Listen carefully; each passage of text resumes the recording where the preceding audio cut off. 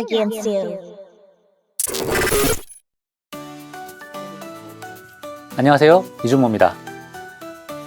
스마트 농업이라는 말 들어보셨나요? 농업에 대전환이 요구되면서 이제는 농업도 다양한 신기술들이 적용된 스마트 농업 시대가 오고 있다고 합니다. 오늘은 스마트 농업의 중심, 월드 호티센터를 방문해 보도록 하겠습니다. 이곳은 세 가지가 섞여 있는데요. 연구시설, 교육기관, 그리고 기업의 홍보센터가 같이 섞여 있습니다. 과연 농업강국 네덜란드에서 보여주는 스마트한 농업 기술은 무엇일지 궁금하시지 않으신가요? 영상으로 견학하는 월드 호티센터, 지금 바로 떠나보시죠. 여러분 안녕하세요. 월드 호티센터에 잘 오셨습니다.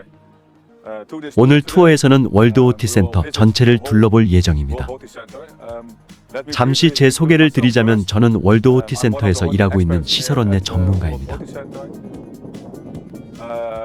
저는 시설원내 비즈니스 분야에서 15년 이상 일해왔고 동시에 토마토와 화훼 재배를 해왔습니다. 그 외에는 시설원의 전문가이자 컨설턴트로서 첨단 시설원의 재배 관련 기술 교육을 하고 있습니다. 이제 월드 호티센터 내부로 들어가서 센터에 대한 자세한 설명을 드리도록 하겠습니다. 절 따라오십시오. 여기를 보시면 네덜란드의 막시마 여왕이 2018년 호티센터를 공식적으로 개장한 것에 대한 내용을 보실 수 있습니다. 안으로 들어가시죠.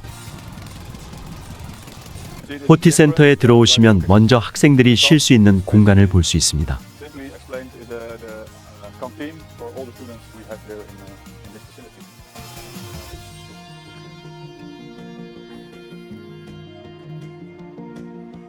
센터 내부로 더 들어가기 전에 먼저 센터에 대한 소개를 하려고 합니다. 지금 화면에 보시는 것은 우리 센터의 외관이고요. 제 이름은 얀 에토분입니다.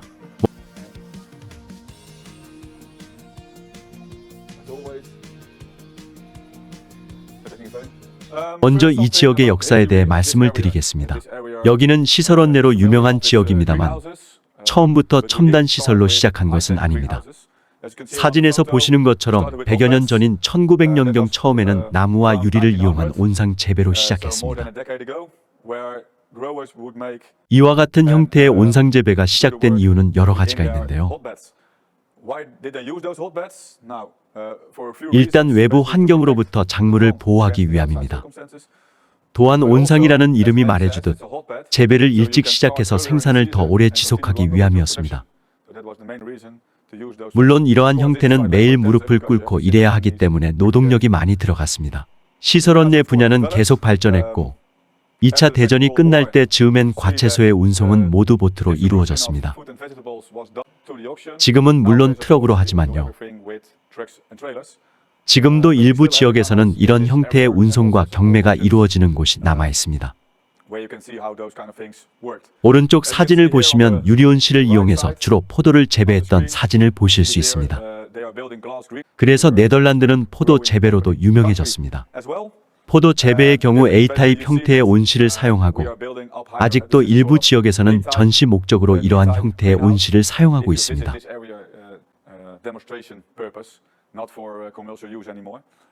이것이 지금 벨로 형태 온실의 시작이라고 할 수 있습니다.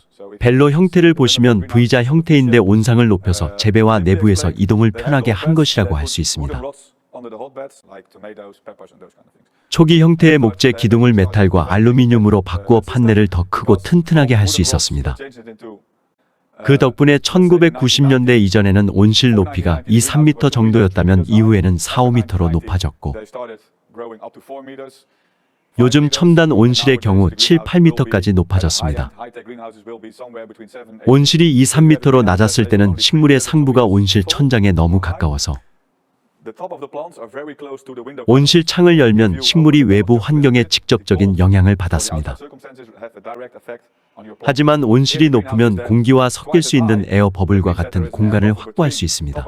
온실이 2배로 높다는 것은 그만큼 외부 공기가 식물에 닿기 전에 그것이 온실의 높이가 계속 높아진 이유 중에 하나입니다. 물론 내부 환경 조절 외에도 광량 조절 등 다른 이유들도 많이 있습니다. 현재 네덜란드 전체적으로 온실 면적은 대략 10,000헥타르 정도고 그중 약 50%에서는 과채소, 나머지 50%는 화훼 등에 쓰이고 있습니다.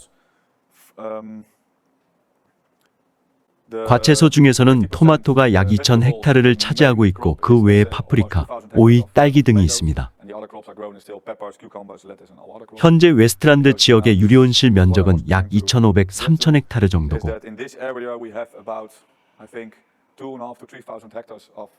전 세계에서 가장 큰 유리온실 밀집 지역이라고 할 수 있습니다. 또한 여기서 멀지 않은 지역의 또 다른 유리온실 밀집 지역과 합하면 면적이 4,000, 5,000헥타르 정도가 되고 지리적으로는 유럽의 관문이라고 할 수 있는 로테르담 항구와 헤이그, 암스테르담 등의 대도시와 가깝습니다. 여기서 생산되는 대부분의 수확물은 영국이나 독일 또는 러시아를 포함한 전 세계로 수출되고 있습니다. 여기까지 네덜란드 시설원 내의 역사에 대해 짧게 말씀을 드렸습니다. 이 사진을 통해 이 지역의 전체적인 모습을 보실 수 있습니다. 이 뒤쪽을 보시면 바다가 있고요. 기본적으로 여기가 모두 웨스트란드 온실 밀집 지역입니다. 일부 보광등이 켜진 온실도 보실 수 있습니다. 예전에는 2,000제곱미터 정도의 온실만 있어도 수익 창출이 가능했다면 요즘에는 채소의 경우 10헥타르 온실도 수익을 보실 수 있습니다. 그만큼 온실 면적의 확장이 많이 이루어지고 있습니다. 이곳 호티센터는 시설원의 모든 체인을 대표하고 있습니다. 종자회사들이 연결되어 있고요. 온실 건축과 건축 관련 기술을 공급하는 업체들이 모두 포함되어 있습니다. 유통과 관수 시스템, 창문 개폐, 이동, 수송 등과 같은 모든 기술을 포함하고요. 컨설팅이나 금융과 같은 서비스도 있습니다. 그래서 기본적으로 호티센터는 시설원의 비즈니스에 있어서 필요한 모든 분야를 찾을 수 있는 턴키 플레이스라고 할 수 있습니다. 호티센터는 또한 시설원의 분야의 교육과 연구개발, 육종 및 번식, 생산, 세일즈, 트레이드의 역할도 하고 있고 그것이 곧 종자회사부터 소비자까지의 5단계 스텝이라고 할 수 있습니다. 그리고 이미 언급했듯 온실과 관련한 에너지 시스템, 작물 보호, 환경 제어, 프로세싱과 ICT 등을 포함합니다. 월드 호티센터는 여러 개의 동으로 구성되어 있는 살아있는 첨단 시설원 내 비즈니스 센터라고 표현할 수 있습니다. 우리 센터에서는 트레이딩과 관련하여 1년에 약 3만 명이 방문하고 있습니다. 작년에는 코로나로 인해 방문객을 받지 못했지만 이 투어를 계기로 다시 센터를 오픈하고 여러분들도 직접 센터에 방문할 수 있기를 바랍니다. 센터는 또한 학교와 연결돼 있어서 직업 교육을 받는 1,200여 명의 재능 있는 학생들을 교육하고 있고 실무 중심 대학 및 연구대학 등 다양한 교육기관들과도 밀접하게 연결돼 있습니다. 농업뿐만 아니라 테크니컬한 교육기관들을 포함해서요. 그래서 호티센터의 특별한 점이라고 한다면 연구, 교육, 전시를 한 장소에서 모아놨다는 점입니다. 조금 더 부연해서 말씀드리면 초록색 부분이 직업학교 파트이고요. 아까 입구에서 보여드렸던 휴식 공간이 가운데 있었고 교실들이 있습니다. 교실들은 나중에 보여드리고 어떤 기능을 하는지 알려드리겠습니다. 학교는 주로 4년제 교육을 담당하고 있습니다. 센터의 가운데 파트는 상설 전시회장으로 시설원의 분야에 130개 선도기업들이 연결된 공간이고요. 현재 진행 중인 전시회장 2층 리빌딩을 올해 중에 마치고 모든 기업의 전시 부스가 다시 설치되는 것이 목표입니다. 시설과 관련해서는 200명이 넘는 인원에게 발표를 진행할 수 있는 대강당이 있고요. 미팅룸과 레스토랑을 겸비하고 있습니다. 그리고 마지막으로 시설원 내 연구시설이 있고 오늘 투어 중에 방문할 예정입니다. 연구시설에는 약 35, 40개의 온실동이 있고 필요에 따라서 온실동의 면적을 작게 혹은 크게 조절할 수 있습니다. 기본적으로 모든 연구시설은 모두 실제 식물을 대상으로 하는 실용 연구시설이고요. 연구 범위는 화학적, 생물학적 실험, 곤충 관련 실험, 신품종, 비료 신제품, 새로운 재배 시스템, 새로운 인공 조명 등 광범위하고 원하는 누구나 실험이 가능합니다. 그리고 투어를 하면서 보여드릴 기후 조절 가능 온실이 있습니다. 기후 조절 가능 온실은 세계의 모든 지역에 있는 어떤 기후라도 모방할 수 있기 때문에 학생들이 원하는 장소에서 재배하는 실험을 통한 교육이 가능합니다. 호피센터의 설립 과정에는 주정부를 포함한 다양한 파트너들이 함께했습니다. 웨스트란드 지역정부와 네덜란드 기업청도 지원을 했고 로봇 등의 혁신 모델을 만드는 이노베이션 쿼터사, 사우스 홀란드 프로빈스도 호티센터의 문을 여는 과정에 기여를 했습니다. 그 결과로 여러분들도 이곳을 방문할 수 있게 되었고 네덜란드 시설원 내 산업이 전 세계로 진출할 수 있게 되었습니다. 보시다시피 가장 중요한 것은 모든 기능들이 협업할 수 있다는 점입니다. 학생들은 연구를 돕고 그 과정을 통해 배울 수 있고 중간 파트에 있는 시설원의 기업들은 연구시설을 활용하여 신기술을 테스트하면서 학생들의 교육에 기여할 수 있습니다. 센터의 교육에 대해 말씀드리면 이곳에는 15-20세 사이에 1200-1300여 명의 학생들이 4년 정도 교육을 받을 수 있고요. 100명 내외의 교사들이 있습니다. 전공은 시설원 내 테크놀로지, 로지스틱스, 비즈니스, 헬스 앤 케어입니다. 실무 중심 대학 학부생들의 경우 초빙 강의, 연구 프로젝트, 기업들과의 연결 같은 것들을 센터에서 제공합니다. 아카데믹한 레벨의 경우 작물 연구, 로보틱스, 비즈니스 계열 학생들을 위한 해커톤 등 기업과 학생이 함께 협업할 수 있고 미션 투마스와 같이 지구에서뿐만 아니라 우주에서의 작물 재배를 통해 인류가 얼마나 멀리 갈 수 있는지 탐구하는 강의 시리즈도 있습니다. 시설원의 비즈니스는 또한 유엔의 지속 가능 발전 목표에 기여하고자 노력하고 있습니다. 예를 들어 기아 종식, 양질의 교육, 온실 화학제의 최소한 사용을 통해 생태계를 보다 지속 가능하도록 하는 것 등입니다. 하이테크 시설원회를 통해 가능한 일의 예시를 하나 보여드리자면 1kg의 토마토를 노지에서 수확하려면 60리터의 물이 필요하고 온실에서 물을 재사용 없이 재배하면 22리터가 필요하고 물을 재사용할 경우 10리터면 가능하죠. 이것이 우리가 지금까지 해온 방식이고요. 하이테크 온실에서는 4리터의 물만 있으면 1kg의 토마토를 수확할 수 있습니다. 보시다시피 물 사용에 있어서 지금까지 굉장한 발전이 있었음을 알 수 있습니다. 호티센터와 관련된 숫자에 대해 말씀드리겠습니다. 보시는 사진은 네덜란드의 여왕이 참석한 오프닝 행사입니다. 센터는 2018년 3월에 문을 열었습니다.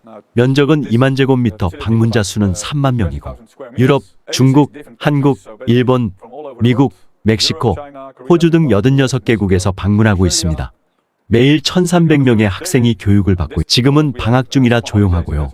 130개의 시설원의 기업이 호티센터와 연결돼 있습니다. 2019년에 총 300회의 다양한 행사를 주최했고 작년에는 코로나로 인해 많지 않았습니다. 마지막으로 2019년에 총 257회의 가이드 투어를 제공했습니다. 호피센터에서 제공할 수 있는 서비스에 대해 말씀드리면 지금 참가하고 계시는 것과 같은 온라인 투어와 웨비나가 가능하고요. 시설원내에 배경 지식이 있는 분들을 대상으로 하이테크 온실에 대한 교육이 가능합니다.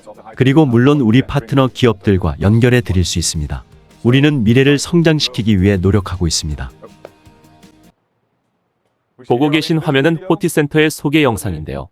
여러분이 따로 보실 수 있도록 보내드릴 예정이니 기술적인 분야에 대한 설명부터 드리겠습니다. 이곳 호티센터의 상설 전시회장에는 많은 회사들이 있는데요. 처음으로 소개해드릴 회사는 알루미늄 지붕과 거터 설비에 특화된 회사인 보우입니다. 기본적으로 온실 구조의 지붕에 사용되는 알루미늄 프로파일, 즉 옛날에는 목재 구조로 시작됐던 온상의 상부 구조가 이제 알루미늄으로 바뀌게 된 것입니다. 알루미늄 재질의 장점은 튼튼하고 가볍다는 것이고요. 그렇기 때문에 강풍과 같은 외부의 압력을 견딜 수 있습니다. 물론 유리와 함께 사용하기 때문에 지진이 발생하면 유리가 깨지지 않겠냐고 생각할 수 있습니다. 그렇기 때문에 유리 온실은 지진 발생이 거의 없는 네덜란드와 같은 지역에서는 흔히 사용되는 형태이지만 지진 발생 가능성이 있는 여러분이 사는 지역에서는 특별한 형태의 온실 디자인이 필요할 것입니다. 여기 보시는 것과 같이 지붕 바깥 구조는 거터를 따라서 비가 흘러 탱크로 모일 수 있도록 디자인되어 있고요. 유리 창문은 공기가 새지 않도록 고무 프로파일과 연결돼 있어서 에너지 손실이 없는 구조입니다. 창문이 닫히면 온실도 밀폐되는 것입니다. 1990년 이전에는 이 연결 부위가 고무 재질이 아니어서 겨울에 온실 가온에 어려움이 있었고 에너지 손실이 컸습니다. 에너지 손실은 곧 비용 손실이기 때문에 에너지를 절약하면 비용이 절약되고 결과적으로 투자 대비 수익을 개선할 수 있습니다. 보시다시피 양방향으로 된 지붕 환기 시스템이고요. 여기 곤충 방지 네트가 설치되어 있지만 보호 시스템에서 네트는 제작하지 않습니다. 곤충 네트는 곤충이 온실 내부로 들어오는 것을 방지해서 해충 관리를 용이하게 해주는 것이지만 공기의 유입 또한 10-20% 정도 줄어들기 때문에 네트는 늘 깨끗하게 유지해야 합니다. 고무를 이용해서 유리 판넬을 밀폐하는 구조이고요. 커터는 여러 가지 형태가 있지만 기본적인 원리는 같습니다. 또한 지붕 안쪽에서 응결된 물이 창을 통해 흘러서 커터 옆에 조그만 홈을 통해 배출될 수 있는 구조입니다. 그래서 온실 천장에 응결된 물방울이 식물에 떨어지는 것을 방지하게 됩니다. 물론 이렇게 배출된 물도 모두 각각의 탱크에 저장하여 재사용하고 있습니다.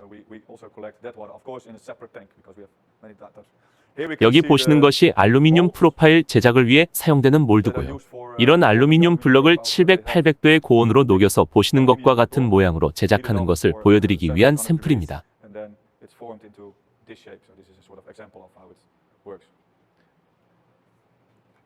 여기 보시면 샌드위치 판넬이라고 부르는 절연 재질의 판넬 구조로 제작도 가능하고요.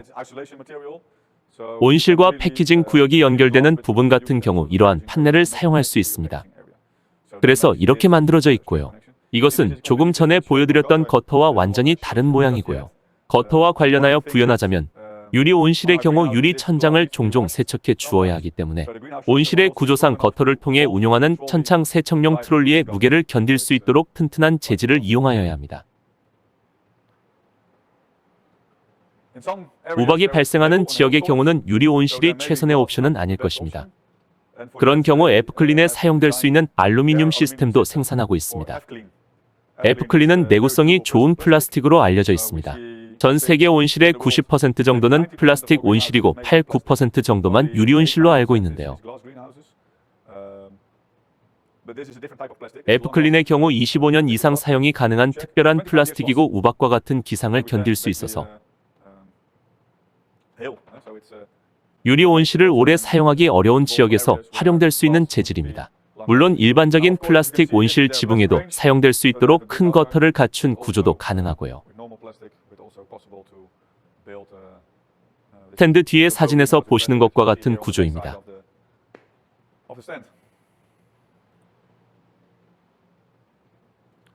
반대쪽에는 큐버사가 있습니다. 보통 큐버의 새로운 온실 시스템을 보여줄 수 있는 마케터가 있는데 사정이 있어서 오늘은 없습니다. 큐버는 자체적으로 온실 설계를 하는 네덜란드에서 가장 큰 온실 시공회사입니다. 큐버는 밀폐형 온실인 울트라 클리마 온실로 잘 알려져 있습니다. 좀 전에 보여드린 천창을 통해 냉방과 환기를 하는 온실이 있고 큐버의 경우 천창은 있지만 냉방은 온실의 게이블을 통해 이루어집니다. 기본적으로 게이블 내에 냉방 시스템이 있어서 공기 중의 습도를 조절하여 거터 하단을 통해 온실 내부로 공급됩니다. 거터는 이따 보여드리겠습니다. 여기 화면에 가끔 나오기도 합니다만 거터 아래에 공기 호스가 있고 이 호스를 통해 냉방된 공기가 공급되면 온실 내부의 고압 환경이 조성되어 온실 창문을 통해 환기가 됩니다. 이를 통해서 외부 기온이 영하 20도나 영상 40도인 환경에서도 운용이 가능한 에어컨디션이 설치된 온실이라고 할 수 있습니다.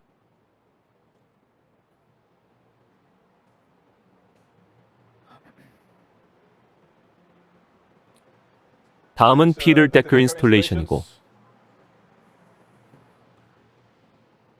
온실 스크린 시공 전문 업체입니다. 스크린은 태양의 높은 복사열로부터 식물을 보호할 수 있어서 매우 중요합니다. 또한 차광을 통해 온실을 어둡게 하는 측면에서도 중요하고요.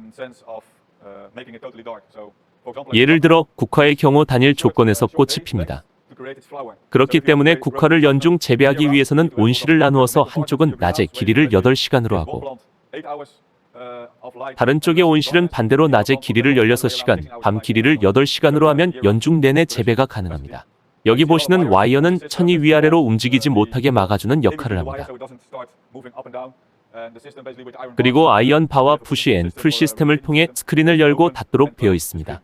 온실의 사이즈와 개별동의 수에 따라서 다르겠지만 2헥타르 온실의 스크린을 한 번에 제어할 수 있는 엔진이 있고요. 새로운 시스템에서 중요한 부분은 스크린이 닫힐 때 마지막에 추가적으로 당겨주어 스크린이 완전하게 닫혀 에너지 손실이 없도록 하는 것과 마찬가지로 스크린을 접을 때 대부분 한 번에 끝까지 접지 않고 남겨두어 건조하는데 그 이후 스크린을 완전히 접을 때 스크린이 접힌 부분을 최소화하는 것이 중요합니다. 패키지의 사이즈가 적을수록 더 많은 빛이 온실로 들어올 수 있고 반대로 패키지가 클수록 온실로 들어오는 빛이 줄어듭니다. 광량이 1% 많을수록 생산량도 1% 증가한다고 얘기합니다. 나중에 온실 구역 내부로 들어가겠습니다만 잠깐 보여드리면 여기서 보시는 것이 기후 조절 가능 온실의 뒤편 모습이고요. 온실 내에 2개의 내부 온실이 설치되어 있습니다. 나중에 추가적으로 설명드리겠습니다. 엘리어멘트스이면은 알루미늄이나 아이언 등 스크린과 환기 시스템 등의 작동을 위한 다양한 부품을 제작하여 온실 시공사에 납품하는 업체입니다. 밴 데이 홀스트 업체에 대해 말씀드리면 온실 내부의 각종 파이프를 하얗게 코팅하여 가능한 모든 빛이 식물에게 반사될 수 있도록 하고 표면 온도를 빠르게 낮출 수 있습니다.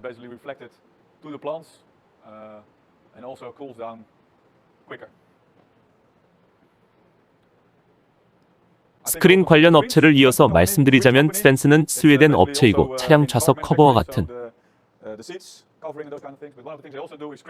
자동차 관련 업체이지만 또한 온실 스크린도 역시 제작하고 있습니다. 보시다시피 5가지 타입의 스크린을 전시해 놓았습니다. 물론 실제로는 더 많은 타입을 제작합니다. 쉽게 설명드리자면 이것은 에너지 절감 스크린으로서 빛의 투과율이 높고 또한 내부의 습기가 배출될 수 있도록 만든 것입니다. 그렇지 않으면 스크린을 열어야 할 테니까요. 하르메니 스크린의 경우 표면에 하얀 밴드가 있는 스크린이고 밴드의 수와 오픈된 표면적의 수는 맞춤 제작할 수 있으며 기본적으로 빛을 확신시켜서 식물에 닿는 빛의 강도를 줄여주는 것입니다. 업스큐어 스크린은 국화 재배의 예와 같이 온실을 어둡게 하기 위한 스크린이고요. 네덜란드의 경우 정부 규정에 따라 빛공해 방지를 위해 온실 내부에 빛이 나가는 것을 차단해야 하는 경우도 있습니다. 다음은 알루미늄 밴드가 들어간 스크린이고요. 밴드 사이가 열려 있어서 습기 배출이 될 수 있고 알루미늄을 통해 태양광 반사 효과가 있습니다. 마지막으로 열 손실 방지를 위해 닫혀있는 형태의 스크린입니다. 하지만 어느 정도의 빛은 투과할 수 있도록 되어 있습니다. 네덜란드에서는 불에 잘 타지 않는 자재로 만든 스크린을 써야 하는 의무가 있습니다. 왜냐하면 스크린에 불이 날 경우 온실 전체에 화재가 번질 위험이 있기 때문에 불에 잘 타지 않는 스크린을 설치하는 것이 보험사의 규정입니다. 이쪽은 글래슨포드 홀랜드라는 온실 유리 생산 업체이고 이 화면을 통해 어떤 타입의 유리가 적절한지 알아볼 수 있습니다. 예를 들어 이것이 표준 타입이라면 다른 타입의 유리로 선택해 볼 수 있고요. 계산식을 통해 보면 한쪽 유리는 반사 없이 모든 빛을 투과하는 타입이고 다른 쪽은 빛이 확산되어 식물의 상단부로 가는 빛은 적지만 안쪽까지 더 깊게 도달할 수 있습니다. 그럼으로써 식물의 광합성을 증가하여 생산량을 늘리는 것이 가능합니다. 저한테 레이저 포인터가 있는데요. 잘 보일지 모르겠네요. 카메라로 먼저 상단에 있는 유리들을 보여주실래요? 저의 왼편에 갈수록 빛의 산란을 위한 코팅이 점점 진한 것을 보실 수 있습니다.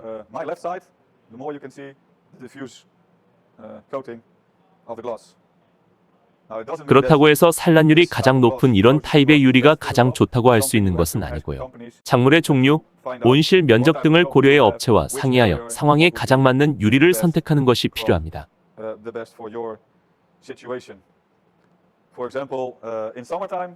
예를 들어 네덜란드와 같은 지역의 경우 여름에는 햇빛이 바로 머리 위에 있고 겨울에는 낮은 각도에서 비춥니다. 그래서 여름 햇빛에 가장 좋은 타입의 유리가 오히려 겨울에는 필요 이상으로 빛을 막는 경우가 생길 수도 있습니다. 결국은 가능한 가장 좋은 옵션이 무엇인지 생각해서 선택하여야 합니다. 다음은 곤충 네트를 제작하는 하운 네팅입니다. 이미 언급했듯 곤충 네트는 일부 공기의 유입도 차단한다는 점을 늘 고려하여야 합니다. 네트 모양은 접히기 좋은 삼각형 모양이고 표면적이 더 넓기 때문에 공기의 교환도 몇 % 증가될 수 있습니다. 가장자리는 모두 고무 재질이고 교체가 용이합니다. 어떤 시스템의 경우 네트가 알루미늄 판넬에 고정되어 있어서 네트가 망가졌을 때 창문 패널을 모두 교체해야 하는 경우도 있습니다. 혹은 네트만 교체한다 하더라도 조그만 틈새들이 생겨서 해충이 온실 내부로 들어올 수도 있습니다. 이쪽은 포미움이고요. 역시 온실 스크린 제작 업체입니다. 또한 잡초 방지와 포트 식물의 뿌리가 토양으로 뿌리내리는 것을 방지할 수 있는 토양 덮개도 제작합니다. 각 업체에서 제작하는 스크린의 차이는 전자는 수직으로 짠 스크린이고 후자는 니트형 스크린입니다. 니트형 스크린이 좀 더 튼튼하긴 하지만 결국 중요한 것은 온실의 상황에 맞추어 필요한 스크린을 사용하는 것입니다.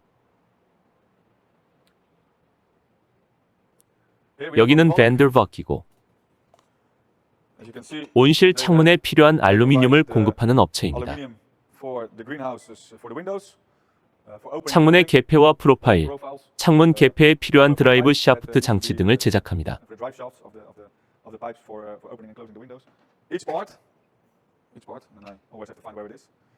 각각의 파트마다 특정 제품 번호가 적혀 있습니다. 즉, 약 5천여 개 혹은 그 이상의 각기 다른 파트를 제작하고 있다는 것입니다.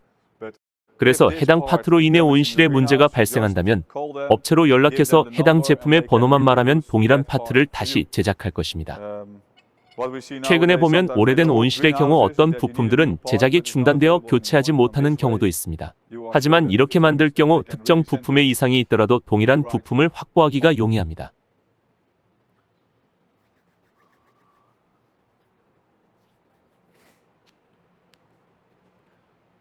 VB그룹은 큐버와 같은 온실 시공업체이고 역시 자체적으로 온실 설계를 하고 있고요.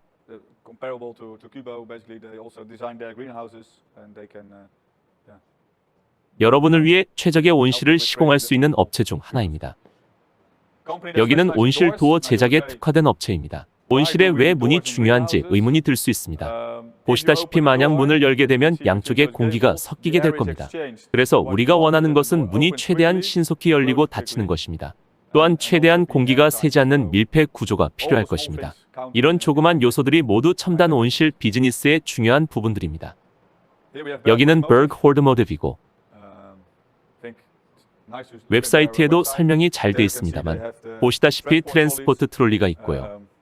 전기로 작동하는 리프팅 트롤리도 제작하고 있습니다. 모두 일의 강도는 줄이고 속도는 늘리기 위한 장비들입니다. 온실에서 이러한 운송이나 여러 가지 시스템은 중요하지만 늘 인건비와 연관되어 있습니다. 인건비가 높을수록 온실 시스템 자동화에 대한 관심이 높을 것입니다. 여기는 클래퍼입니다. 미스터 콜 펠리컨의 업체고 온실에서 보통 식물 유인을 위한 로프를 쓰는 경우 이 클램핑 시스템을 사용하면 로프가 필요 없어서 로프 폐기물을 줄일 수 있습니다. 많은 나라에서 로프가 재배에 필요한 온실에서 특히 수확 후 폐기물이 큰 이슈인데요. 왜냐하면 식물은 생분해가 가능하지만 로프는 그렇지 않기 때문입니다. 이것이 어떻게 작동하는지 알려드릴게요. 이 지지대가 실제로는 좀 더 길게 늘어져 있고 여기 조그만 클립을 아이언 바에서 떼어내고 식물을 내려서 다시 식물을 아이언 바에 클립으로 고정해 줍니다. 또 다른 좋은 점은 계속 사용할 수 있다는 것이고 특히 농장에서 일하는 사람들에게 설명하기 쉽다는 점입니다. 그런 면에서 볼 때 유용성이 높은데 왜냐하면 보통 사람들이 시설원 내에서 온실의 환경 제어와 관련한 질문을 많이 하고 그것이 중요한 것은 사실이지만 저는 기술이 첫 번째라고 생각하고 그 다음이 관수 그리고 환경 제어입니다. 왜냐하면 일하는 사람이 식물에 피해를 주면 관수나 환경 모두 쓸모없게 되어버리기 때문에 적절한 기술이 먼저 갖추어져야 하고요. 그 다음으로 시설 원내에서는 EC, pH 수분 부족 등과 같은 관수와 관련한 문제로 식물에 큰 피해를 줄 수 있을 것이고요. 환경의 경우 쉽게 말하자면 최적의 환경을 갖추어야겠지만 최적이 아니라 하더라도 식물이 살아남을 수 있는 범위는 넓습니다. 왜냐하면 외부에서 살아가던 식물이기 때문에 기온이 좀 더 높거나 낮더라도 견딜 수 있기 때문입니다. 이것은 양액 혼합을 위한 탱크입니다. 나중에 저희 양액실에서도 보실 수 있고요. 물론 그 외에도 여러 가지 목적의 저장 탱크가 야외에 있습니다.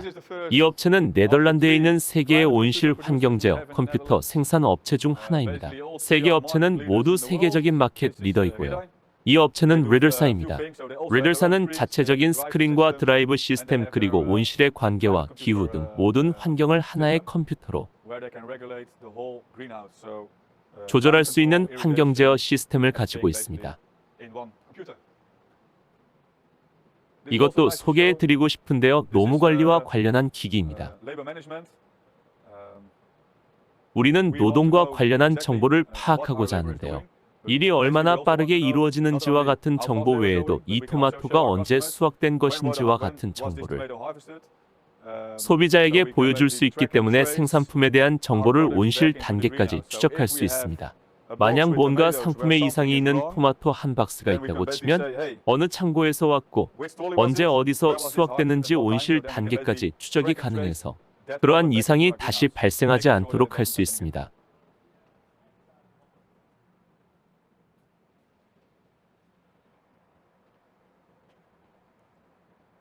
관수 시스템은 매우 중요하죠. 대부분은 여러 개의 모래층을 통해 물이 여과되고 모래가 막히거나 너무 더러워지면 플러싱에서 사용하는 모래 여과기를 이용합니다. 물을 여과하는 가장 저렴한 방법이긴 하지만 식물에 사용될 수도 있는 깨끗한 물을 많이 낭비하기도 하는 시스템입니다. 이 제품은 전기 필터를 사용하고요. 필터가 점점 더러워지는 것을 탐지하게 되면 튜브 내에 있는 노즐에서 필터의 먼지를 흡입하게 되고 그런 방법으로 필터 세척에 필요한 물은 매우 줄이고 관수에 사용할 물의 양은 훨씬 늘릴 수 있습니다. 네덜란드는 물이 넘치는 나라죠. 바다에 가깝고 담수도 많이 있습니다. 하지만 제가 처음에 발표할 때 말씀드렸듯 우리는 토마토 1kg을 생산하는데 4리터의 물만 사용하고 있습니다. 그것이 더 지속 가능하기 때문이지요. 정부에서도 그렇게 요청하고 있고 소비자들도 원하고 있습니다. 지구의 미래를 위해서이고 그리고 물을 낭비하지 않기 위해서죠.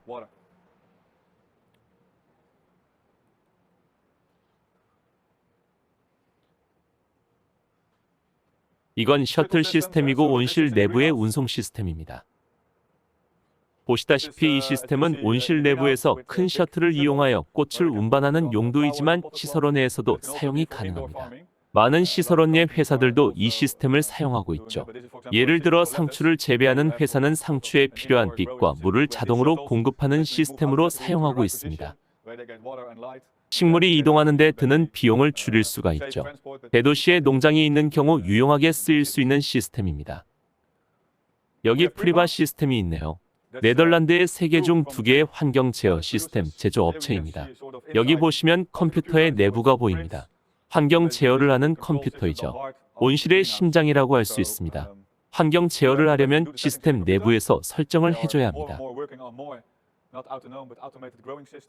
프리바 또는 최첨단 온실에서 더 쉽게 식물을 재배할 수 있도록 많은 설정을 자동화하기 위해 노력하고 있습니다.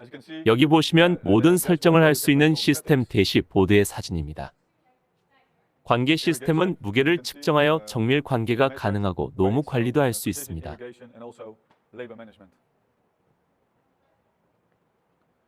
코팅이 된 유리도 구매 가능하지만 코딩이 되어 있지 않은 일반 유리에 일정 기간 코팅을 바르는 것도 가능합니다. 코팅 종류도 다양하죠. 예를 들어 빛의 반사를 줄여주는 리드플렉스나 산란광을 만들어주는 리드퓨서는 분사 코팅도 있습니다. 보시다시피 빛을 분산시켜줍니다. 빛을 차단해주는 리듀서 등 계절에 따라 식물을 기르기에 적합하고 일시적으로 사용 가능한 다양한 코팅들이 있습니다. 인공광입니다. 90년대 전부터 사용을 하기는 했지만 90년대 초반에 들어 인공광의 사용량이 증가했습니다. 처음에는 고압 나트륨 전구를 사용했습니다. 노란색 불이고 모든 빛 스펙트럼을 가지고 있지는 않지만 계절을 연장하거나 1년 내내 재배를 가능하게 했습니다. 많은 에너지가 빛보다는 열을 만들어내는 용도로 사용됐습니다. 다음은 LED입니다. 인공광의 미래입니다. 보시다시피 빛의 모든 스펙트럼을 가지고 있습니다. 광합성의 중요한 적색과 청색빛을 가지고 있습니다. LED는 공냉 혹은 수랭식의 냉각 장치를 가지고 있습니다. 고강도 방전 램프와 똑같은 역할을 하지만 반 정도의 전기량을 사용합니다. 또한 필요한 시기에만 사용할 수 있죠. 잘 아시겠지만 적색과 청색빛은 광합성 유효방사 빛입니다. 예를 들어 파란빛은 곤충은 청색빛에 반응합니다. 그래서 온실 안에서 수정벌을 사용하려면 LED를 사용하기 전에 벌들이 모두 벌집으로 돌아갔는지 확인해야 합니다. 그렇지 않으면 벌들은 계속 낮이라고 생각하여 활동하고 LED가 꺼지는 순간 벌들을 길을 잃고 벌집으로 못 돌아가게 돼버립니다. 여기는 메가트로닉 수업실입니다. 농업에서는 많은 자동화가 일어나고 있습니다. 자동화 또는 자율 재배뿐만 아니라 재배 방식을 발전시키기 위한 기술의 발전도 일어나고 있습니다. 여기서 수업을 듣는 학생들이 다 농업 분야에서 일하게 되지는 않겠지만 몇몇 학생들은 여기 전시관에 있는 업체들의 지속적인 기술의 발전을 위해 일하게 되면 좋겠습니다. 예를 들어 상태가 좋지 않은 식물을 제거하는 로봇 개발 같은 일이죠. 여기는 배지 전시 공간입니다. 여러 가지 조합의 배지를 판매하는 업체들이 전시되어 있습니다. 대부분의 포트 식물들은 고유의 조합이 있죠. 모든 종류의 배지는 수분과 공기 함유량이 모두 다릅니다. 그래서 식물에 따라 다른 배지가 사용되죠. 보시다시피 여기는 코코피트를 이용합니다. 전시 부스도 곧 방문하겠지만 네덜란드에서는 대부분 라구를 사용합니다. 하지만 코코피트도 배지로서 굉장히 적합하죠. 여기 보시면 어린 식물을 기를 수 있는 트레이 형식으로 판매도 하고 있습니다. 코코피트 배지의 장점은 환경 친화적인 분해가 가능하고 압축되어 있어 나중에 물을 주면 부피가 늘어나는 방식이죠. 그래서 운송에 더 편리합니다. 여기 보시면 MJ텍 분무 시스템이 있습니다. 이 시스템을 사용할 때는 아주 깨끗한 물을 사용하는 것이 매우 중요합니다. 분무 시스템에 있는 노즐 때문이죠. 이 노즐들을 통해 고압으로 물을 분사시켜 큰 방울이 아닌 작은 입자의 수분을 공기 중에 뿌릴 수 있습니다. 그리고 이 수분들은 공기 중에 흡수가 돼버리죠. 이런 시스템의 장점은 어떤 작물을 기르는가에 따라 다르지만 온실 내부가 너무 건조하면 식물의 증산작용에 영향을 주게 되지요. 그래서 수분을 공기 중에 추가하게 되면 식물을 수분 부족으로부터 예방할 수 있으며 온실 내 생산량을 증가시킬 수 있습니다. 다음은 카퍼드입니다. 아마도 잘 아시는 회사일 겁니다. 수정벌에 관해서 여기 괜찮은 영상이 있습니다. 카퍼드는 수정벌도 제공하는 회사지만 다른 여러 종류의 곤충도 제공합니다. 카퍼드에서 판매하는 모든 곤충이 한국에서 판매가 가능한지는 제가 잘 모르지만 여기 이 포스터를 보시면 여러 종류의 해충들이 있고 어떤 천적 곤충을 사용할 수 있는지 나와 있습니다. 네덜란드에서는 토마토를 예를 들자면 작기가 시작되어 모종을 온실에 옮겨 심을 때 혹시 토마토에 사용되는 천적 곤충이 아니더라도 양해 부탁드립니다. 농장은 이런 식으로 천적 곤충들을 받습니다. 여기에는 5,000마리의 천적 곤충들이 들어있네요. 그리고 이런 곤충을 농장 전체에 뿌려줍니다. 그래서 해충에 대한 예방을 미리 하는 거죠. 해충이 농장에 들어왔을 때 농장 내 생물학적 균형을 맞춰주는 시스템이 구축되어 있는 거죠. 그리고 이렇게 함으로써 농약은 덜 쓰게 되고 더 건강하고 안전한 작물을 재배할 수 있습니다. 카퍼트 홈페이지에 들어가면 다양한 곤충에 대해 많은 정보가 나와 있습니다.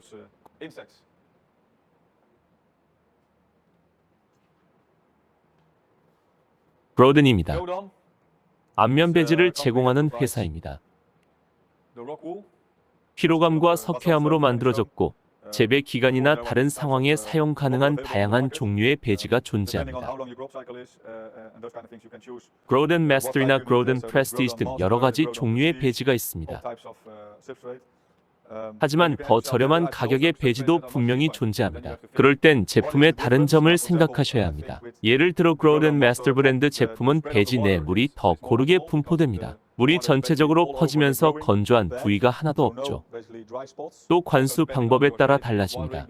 왜냐하면 한 번에 물을 많이 주게 되면 물이 흡수되지 않고 그냥 넘쳐 흐를 겁니다. 하지만 적당량을 주게 되면 물이 골고루 배지 안에 퍼지게 되고 식물이 자랄 수 있는 충분한 환경을 조성할 수 있습니다. 하지만 가격이 저렴한 안면 배지 제품들은 가끔은 가로로만 엮인 안면밖에 없습니다. 그래서 잡기 초반에는 차이를 못 느끼지만 1년 잡기 중 반 정도 시간이 지난 중요한 시기에 보면 저렴한 배지들은 사이즈가 줄어있죠. 그러면 공기와 물의 함유량이 달라지고 뿌리의 질이 안 좋아지고 결국에는 생산량에까지 안 좋은 영향을 미치게 되죠. 항상 적절한 상품들에 투자하는 걸 생각하셔야 합니다. 왜냐하면 1제곱미터의 1유로가 더 저렴한 안면 배지를 사용했다가 생산량이 있어 같은 면적에서 5유로의 손해를 볼 수도 있기 때문입니다.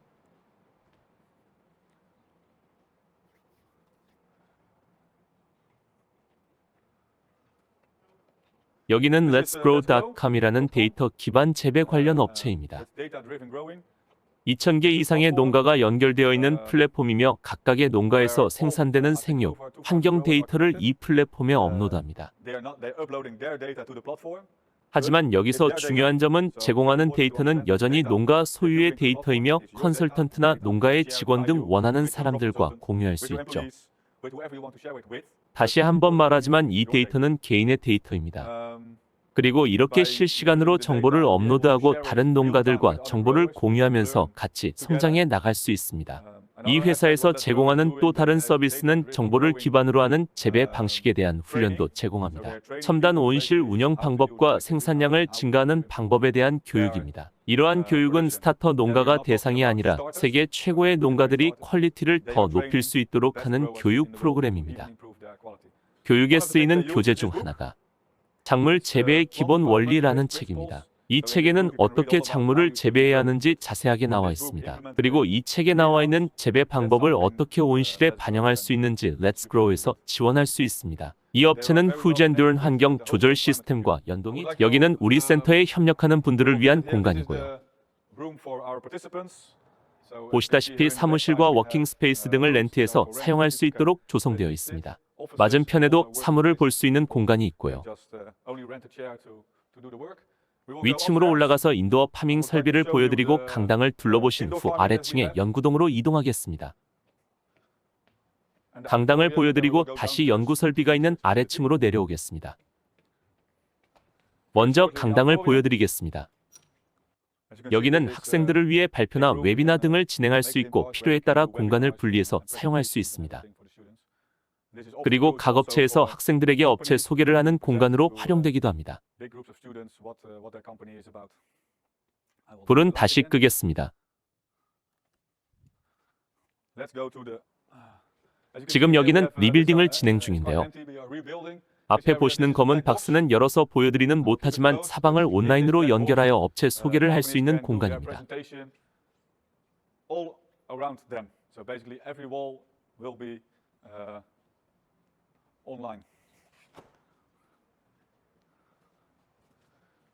이것은 연구용 셀이고요. 보여드릴 수는 없지만 야외에 또 다른 컨테이너가 하나 더 있습니다.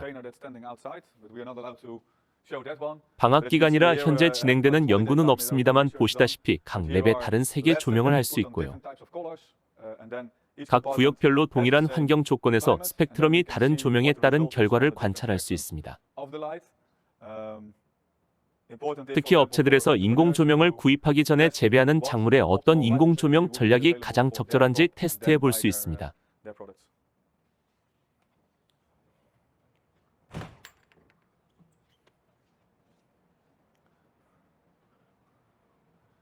여기서 연구 온실동들을 보실 수 있고요.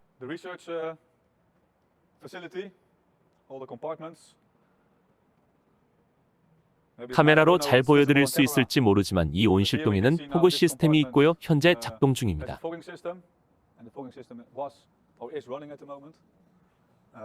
지금 여기가 연구 온실동을 상부에서 관찰하는 곳이고요. 이처럼 테크니컬한 전시 공간과 연결되어 있는 것을 보실 수 있습니다. 그래서 학교 학생들도 연구 온실 내부를 바로 관찰하는 것이 가능합니다. 저 파트가 학생들의 교육 공간입니다. 여기는 바스맨 밴 세일 업체고요. 첨단 유리 온실과 첨단 플라스틱 온실에 모두 전문성이 있는 턴키 온실 시공 업체입니다.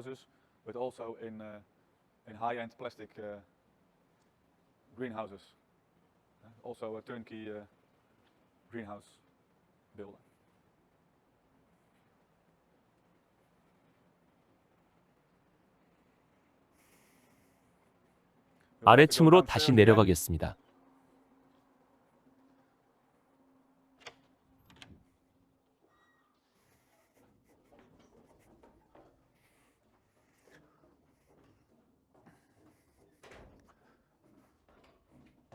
여기가 센터를 방문하는 분들이 연구 온실로 들어가는 입구입니다.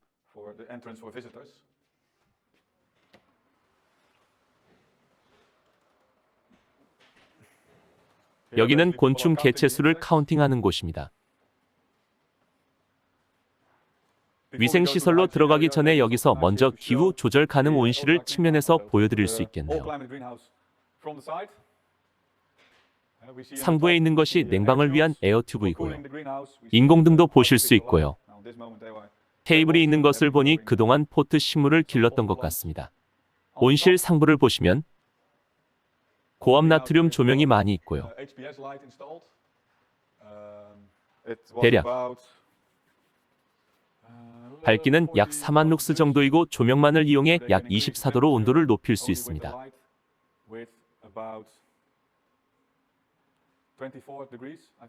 이쪽 편에서 보시면 전체적인 모습을 보실 수 있고요. 특별한 면이 또 있다면 프리바, 리더, 호겐도른의 컴퓨터가 모두 온실에 연결돼 있습니다. 그 말은 호겐도른을 포함한 각각의 시스템으로 온실 환경 제어가 가능하고 원하는 시스템을 선택하여 배울 수 있다는 뜻입니다. 온실의 위생 상태는 매우 중요하고 점점 더 중요해지고 있습니다. 공격적인 바이러스가 온실 내부에 침입할 경우 작물도 모두 죽고 모두 다시 시작해야 하기 때문입니다. 그래서 이런 매트를 이용해 신발을 소독하고요. 손 소독을 위한 시스템을 통과함으로써 완전히 소독을 합니다. 완전 소독을 합니다. 온실 내부를 들어가지는 않을 겁니다. 온실 내부를 들어가지는 않을 것이라서 방역복은 입지 않겠습니다.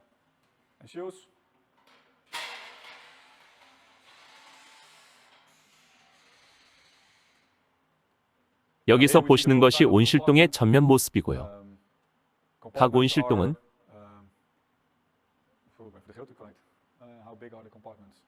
면적이 170제곱미터 혹은 85제곱미터로 두 가지가 있고 어떤 연구를 하느냐에 따라 필요한 사이즈의 온실을 렌트할 수 있습니다.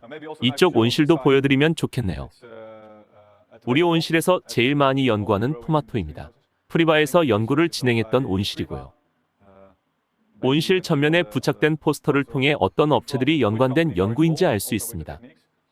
이 온실의 경우 각 업체들이 네덜란드의 학부생들과 함께 최적의 온실 생육 환경을 연구하는 온실입니다.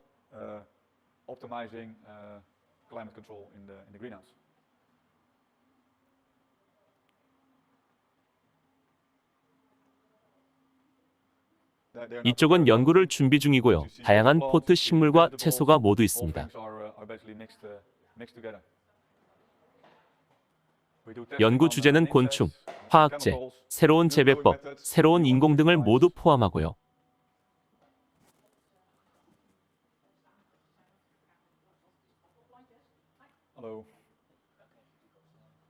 온실의 높이는 7m로 꽤 높은 편이고요. 온실동이 많기 때문에 구조 역시 복잡합니다.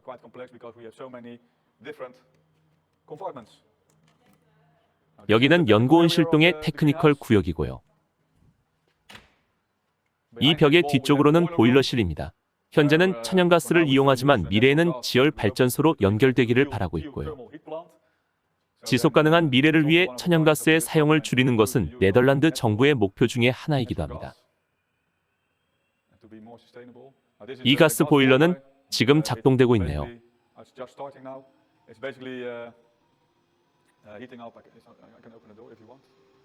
들어가 볼게요. 너무 시끄러워서 제 마이크 때문에 저는 들어갈 수 없지만 내부를 보여드릴게요. 기본적으로 설명드리자면 전면에는 버너가 있고 공기압을 형성하는 벤틸레이터가 있고요. 가스를 이용해 보일러를 가열하여 온수를 만들어서 펌프를 이용해 각각의 온실동으로 분배됩니다.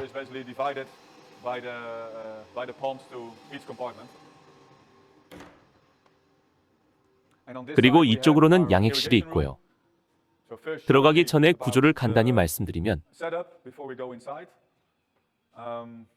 아까 말씀드렸듯 여러 종류의 물을 양액의 원수로 쓰는데 주로 빗물을 많이 씁니다. 하늘에서 떨어지는 빗물은 공짜니까요. 그 외에도 강물이나 지하수를 역삼투압 정수기로 염분 제거한 물을 사용하기도 합니다.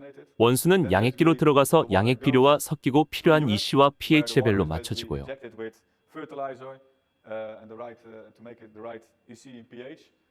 보시다시피 우리는 A탱크와 B탱크가 상당히 많습니다.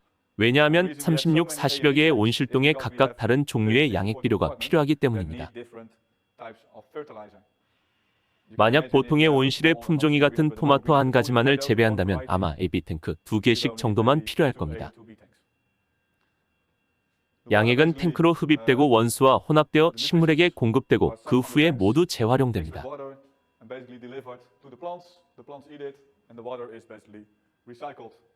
우리는 거터 시스템으로 재배하기 때문에 상토에서 넘치는 물은 배관을 통해 흘러서 모든 폐수는 저장되고요. 폐수는 필터링 기기에서 여과되고 이 경우에는 프리바의 바이알렉스 기기에서 UV로 살균하고요. 깨끗한 물은 저장 탱크에 있다가 다시 사용하게 됩니다. 대략 70-80%의 원수와 20%의 재활용 물을 사용해서 늘 순환하는 시스템입니다.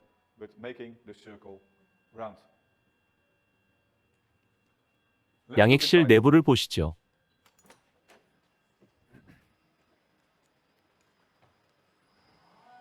이 두 개의 탱크, 좀 전에 마케터에서 보신 것처럼 담수와 역삼투 정수를 마친 염분이 제거된 물탱크입니다. 여기 컨트롤 시스템 컴퓨터가 있고요. 농부는 이 화면을 통해 각동에서 필요로 하는 양액과 저장 탱크 펌프 사용 현황 등 전체적인 현황을 파악할 수 있습니다. 물론 화면에 보시는 것과 같이 각동에 필요한 양액을 공급하기 위한 자세한 세팅이 모두 되어 있는 상태입니다. 바로 옆은 역삼투압 정수 시스템이고요. 그 옆에는 양액비료 저장 탱크가 있습니다. 모두 액비 형태로 자동 펌핑되어 투입되고요. 뒤쪽을 보시면 액비 투입 시스템이 있어서 액비를 두 개의 탱크에 혼합한 뒤에 A1, 2, 3, 4, 5 각각의 탱크로 들어가게 됩니다. 탱크를 하나 열어서 보여드리면 이 탱크의 경우 진한 갈색인 것을 보실 수 있고요. 갈색인 이유가 철분 성분 때문이고요. 어떤 액비들은 서로 섞일 경우 굳어지기 때문에 섞이지 않도록 해주어야 합니다. 이 탱크의 내용물은 어느 양액을 혼합하기 원하느냐에 따라 펌프를 통해 시스템에서 혼합되고 이쪽을 보시면 A용액, B용액이 들어오는 배관이고 벤튜리 시스템이 설치되어 있어서 이 부분이 닫히면 물이 벤튜리 시스템을 통해 믹싱 탱크로 들어가게 되어 양액과 섞인 후 온실로 공급됩니다. 지금 보여드린 이 시스템이 여기 1개, 그리고 저쪽 편에 4개의 동일한 유닛이 더 있고요. 이쪽에는 정수된 물이 있고 반대쪽에는 폐수가 있어서 폐수로부터 이쪽 구석에 있는 여과 장치들을 경유해서 정수되어 돌아오게 됩니다. 또 한 가지 보여드리자면 이것이 바로 제가 테크니컬 전시 공간에서 보여드렸던 전기 필터이고요. 이건 UV 필터입니다. 처음에는 물을 먼저 전기 필터로 여과합니다. 왜냐하면 물속에 찌꺼기가 남아있으면 자외선이 물의 모든 입자를 통과하지 못하기 때문입니다. 그래서 전기 필터를 통해 완전하게 여과가 끝나면 UV 필터를 통과하여 살균되고 다시 사용할 수 있습니다.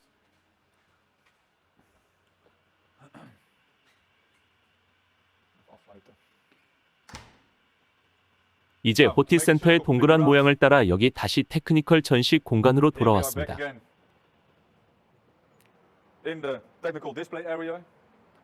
즐거운 투어가 되셨기를 바라고요. 향후에 우리 센터에 직접 방문하실 수 있다면 깊이 환영하겠습니다. 그렇게 된다면 라이브 투어를 통해 여러분의 시설원의 비즈니스에 있어 우리가 어떻게 도울 수 있는지 더 많은 얘기를 나눌 수 있을 것입니다. 지금까지 시청해 주셔서 감사합니다.